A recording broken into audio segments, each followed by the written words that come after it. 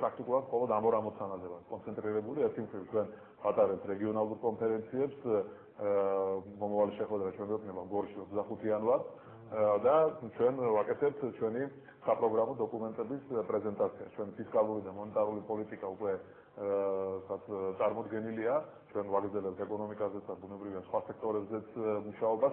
არა იმიტომ რომ თქვა ჩვენ ამის ერთბაშად წარმოდგენა არ შეგვიძლია, არამედ ტაქტიკური მოსაზრებით მასალობითაც ვიყენებთ ამ დროს, რომ ყოველ კვირას ახალი პროგრამული დოკუმენტები წავიდგინოთ საზოგადოებას. ჩვენ უნდა ვაჩვენოთ საზოგადოებას მისთვის რა შეიცვლება. აი ამ ეკონომიკური პოლიტიკით, აი ამ ფისკალური და მონეტარული პოლიტიკით მისთვის შეიცვლება ბევრი რამ. იქნება უფრო სწრაფი და სტაბილური ეკონომიკური ზრდა, სწრაფად შეიქმნება ახალი სამუშაო ადგილები და ეს სამუშაო ადგილები შენარჩუნდება დიდი ხნის განმავლობაში და არა ისე როგორც სამწუხაროდ აი ამ 4-5 წლის განმავლობაში მოხდა, როდესაც ჩვენ 2004 წლიდან 2007 წლის ჩათვლით შევქმნით ახალი 170,000 სამუშაო ადგილი, საკმაოდ მაღალანაზღაურებადი და აგერ უცებ 4-5 წლის განმავლობაში 4-5 წლის ნამუშევარი წყალში იყრება და სამუშაო ადგილები როგორც შეიქმნა, ისე იკარგება თვალსა და ხელშუა. ზურაბ ახლა SMS-ი მოვიდა, კითხეთო ბატონზურაბსო, როგორ შეიძლება რომ გაუქმდეს საბაჟო გადასახადებები?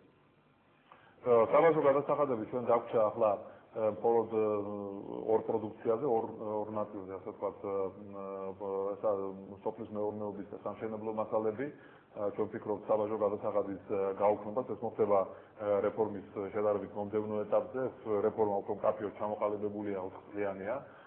თავისი განხორციელების ვადებით, მესამე ეტაპზე, მესამე წელს მოხდება ამ რეფორმის მესამე წელს მოხდება საბაჟო გადასახადის გაუქმება, რაც მნიშვნელოვანია საქართველოს ეკონომიკის, მსოფლიო ეკონომიკაში ინტეგრაციისთვის და იმისთვის, რომ ჩვენი ეკონომიკა იყოს გამძლე და მზად საგარეო და შიდა კატაკლიზმებისთვის.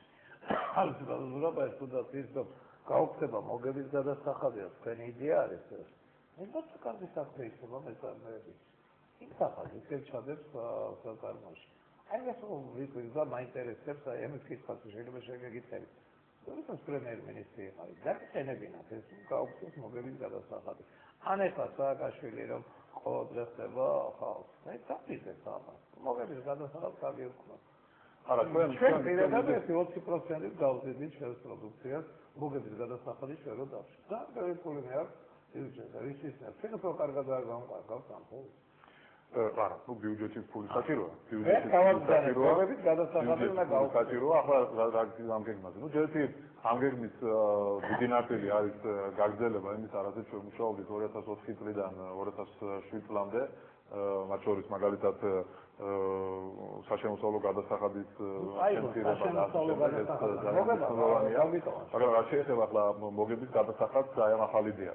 უცად მაშინ ამას ჩვენ რეალურად ბატონ დავით ვერ გავაკეთებდით, იმიტომ რომ მეორე მხრივ იყო მოთხოვნა ვთქვათ ხარჯების გაზრდაზე. ტესტებზე იმდენად არა, რამდენადაც მაგალითად იგივე თავდაცვაზე და აი ვთქვათ სხვა ძალოვნების ინფრასტრუქტურაზე, ამიტომ ბიუჯეტი ყოველთვის ბალანსში უნდა ყოფილიყო. ჩვენ შეიძლება ასე ჩათვალოთ, რომ ის იყო მანამდე 2004-2007 წლის განმავლობაში საბიუჯეტო პოლიტიკა სააკაშვილის და ნოვაიძელის. ნოვაიძელის საბიუჯეტო პოლიტიკა იქნება ასეთი. ესე იგი, თქვენ მოგების გადასახადს საერთოდ გაგვიყვანთ. და აღარ შევიტანთ. ეს იქნება რეფორმის პირველივე საფასში. შეეძლო ეხლა ეს გალუბიშვილი რო დაიწყო და პირდაპირ ეს შემოიღო. მე მგონი ეს რაღაცა რუსი რო ყავდა პუტინს. შეველი იმანაც ეს ურჩევა მოგების გადასახადს საერთოდ დაწიებთან გაანულესო. მე ვფიქრობ რომ მთავრობას ახლა ეს საავტორო უფლებები ამ წინადადებებზე აფსებდება ბუნებრივია. მთავრობას შეუძლია აიღოს ამ გეგმის ამ მთლიანად ეს გეგმა ამ გეგმის ნაწილი და შესაბამისად იზრუნოს ქვეყნის ეკონომიკური კრიზისიდან გამოყვანაზე. თუმცა მე ვერ ხედავ მთავრობაში ამის უნარს. მაინც იმხელა ბიუჯეტი დაუტოვებს, შინაგან საქმეთა სამინისტროს. ესე იგი, თავდაცვას და შესაძლოა შემცირები შემეცე რა ქვია გასცემის და ავტომატურად გადავა იმაში, რომ ნაკლები ექნება ხალხს გადასახდელი და მეწარმეები. ეს იდეა ნოვატორულია, უცებად გონები ძალიან მაინტერესებს, როდის მე ამბობენ, რომ ილავრი დაждდება ამ დღეებში პრემიერ-მინისტრმა და თუ მაგ ამას გააკეთებს, ძალიან ბევრი მეწარმის გულს მოიგებს. აი ეს მაინტერესებს თქვენი თქვენი იდეა არის ამ მონეტარულ პოლიტიკაში და ინფლაციის დაბალ დონეზე შენარჩუნება შეუძლება. როგორ შეიძლება პრინციპი გაძლიერდება ყველაფერს? ну ჯერჯერობით ამ უახლოესი პერიოდის განმავლობაში ჩვენი მთავარი ხიფათი კურსია, კურსთან დაკავშირებული პრობლემებია. აი დღესაც იყო ვაჭრობა და 31 მილიონი დოლარი დაიხარჯა კურსის ძველ ნიშნულზე შესანარჩუნებლად, მაგრამ ამას არაფერს აზრი არ აქვს.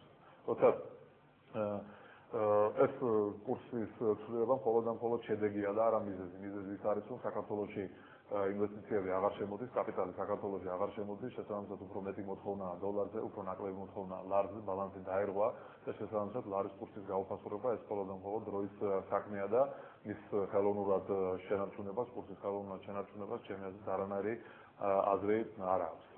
და ესაა ვთქვათ ჩვენი მთავარი საინფლაციო ხიფათი ამ უახლოესი პერიოდის განმავლობაში, უახლოესი 12-18 თვის განმავლობაში, მაგრამ შემდეგ და მე შემდგომ პერიოდზე ვსაუბრობ და არა ვთქვათ უახლოეს პერიოდზე მონეტარული პოლიტიკის მთავარი ამოცანა დაბალი ინფლაციის შენარჩუნება იქნება და საერთოდ თქვენ ხედავთ ალბათ რომ აი ამ კომპონენტებს შორის ამ ფისკალური და მონეტარული პოლიტიკის კომპონენტებს შორის მჭიდრო კავშირია. ანუ იქნება დაბალი გადასახადები, დაბალი დეფიციტი, დაბალი ხარჯები, შესაბამისად დაბალი ინფლაცია. ანუ ვთქვათ რომ იყოს მხოლოდ დაბალი გადასახადები, მაგრამ მაღალი დეფიციტი, ახლა ბუნებრივია მაშინ ინფლაცია მაღალი იქნება თავისთავად, ხო? მაგრამ სწორედ ამაშია აი ამ გეგმის მნიშვნელობა, რომ მისი ცალკეული კომპონენტი ავსებს მეორე კომპონენტს და გეგმა ერთიანად მწყობრ ხასიათს იღებს და შესაბამისად მიღწევადი იქნება როგორც სწრაფი ეკონომიკური ზრდა, ისე დაბალი ფასების ზრდა, იმისათვის რომ ჩვენ გრძელი ვადის განმავლობაში რამოდენიმე წლის ან უმჯობესი იქნება რამოდენიმე ათწლეულის განმავლობაში შევინარჩუნოთ ქვეყნის ეკონომიკის სტაბილური ზრდა და ქვეყანა მართლაც არა ლოზუნგით, არამედ მართლაც გამოვიყანოთ სიღარიბიდან, რაც დღეს ვარ. დიდი მადლობა, რა თქვენაბობთ, ეხლა დავჯეროთ, დღეს შემდეგ ის რა იყო ბურგინზე, ვერ ხდებოდა ამას, რომ დაბალი გადასახადები, დაბალი შესაბამისად და ხატო არ გააკეთა. ამაზე გუნდენდეს კითხეთ, მე ვერაფერს ვერ გეტყვი, ჩვენი გეგმა 2004-დან 2007 წლამდე იყო თანმიმდევრული, ჩვენ დავიწყეთ საგადასახადო კოდექსი შევცვალეთ 2004-ში, 2005 წლიდან მივიდეთ ახალი საგადასახადო კოდექსი, მაშინ საგადასახადო ბაზა შემცირდა მთლიანი შიდა პროდუქტის თითქმის 5%-ით, ახლა დამცველებითაც საგადასახადო ბაზა თითქმის მთლიანი შიდა პროდუქტის 5%-ით შემცირდება კვლავ და ჩვენ მივიღებთ, მე მგონი, ჩვენი ქვეყნის ეკონომიკის ზრდისთვის აი რეალურად კარგ დუქნს. კარგი ზურაბატონო, მოდი მაყურებელი შემოვიყვანოთ. გისმენთ ბატონო, დიახ გისმენთ. გისმენთ. ალო. გამარჯობა, გისმენთ. გესმით ჩემი ბატონო. გამარჯობა ბატონო, დავით ბატონო ზურაბ. გილოცავ ახალგაზრდას თავად გადასწროთ მეთმა. პირველ რიგში შეკითხვა მაქვს ბატონ ზურაბთან. სად იყო მანამდე და არ მოდიოდა კავკასიის ეთერში, მანამდე პრემიერ-მინისტრიც განდებოდა. პირველი. მეორე. რომელი ეკონომიკურ კრიზისის დაძლევაზე გვესაუბრებით, როცა ბანკებში ფული აღარ არის, საქართველოს ბანკიდან თითქმის 1000-მდე თანამშრომელი გაითხოვეს. მეორე წეგა. აიო. აი მაგაზე გეუბნებით, მაგ ეკონომიკურ კრიზისზე. ეხლა მომისმინეთ ის საკაზრო დეპარტამენტში რაც ვიდაზე მოხსნეს, იმის შემდეგ სასწავლო გადამზადების ცენტრი იყო მადათი გახსნილი ლილოში.